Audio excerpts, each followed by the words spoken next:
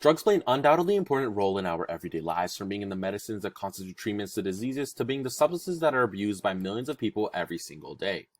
My name is Patrick Don Dimison, and I conducted research on race and gender and how it constructs the African American drug criminal within the United States. Before I talk about the specifics of my study, let's lay the foundation with some definitions and assumptions. Contact hypothesis is the belief that increased contact with other people leads to higher positive attitudes. Threat hypothesis is the theory that increased size of a group other than your own leads to an increased perceived threat.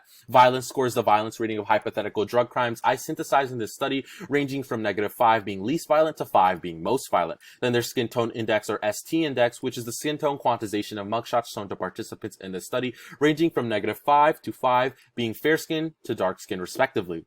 There's environment, which are the social interactions that occur in one's daily life. And finally, there's a drug-related crime, which is the crime to possess, manufacture, or distribute drugs classified as having a potential for abuse on the U.S. schedule system.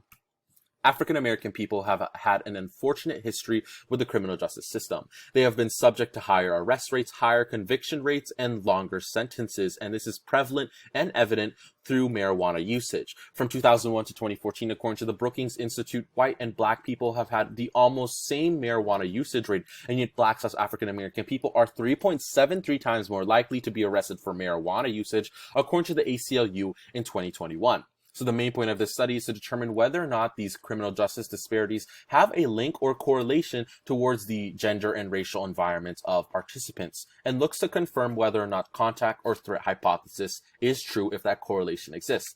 The methodology I performed in the study was a phenomenological correlational study, looking at the phenomena of criminal justice disparities and attempting to correlate that with racial and gender environments. Participants with more female environments were more likely to score people of color or darker skin tones as having less violence, and participants with a less white environment were more likely to score darker skin tones as having less violence than their counterparts who were in environments that had more white people.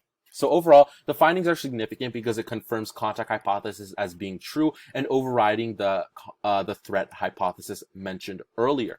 And the significance really is that this can be applied to modern day juries and seeing whether or not these juries have that bias and is confirmed through these statistical findings. And so overall, I recommend that we sequester jury data and look to see if these disparities and correlations still continue to hold true. But we can also look at other crimes in the criminal justice system or any interaction with the criminal justice system. For example, how police officers interact with their suspects to being child custody cases. Overall, it's clearly evident that drugs are continually important in our everyday society, and how we interact with our environments proves crucial in how we see other people. Thank you.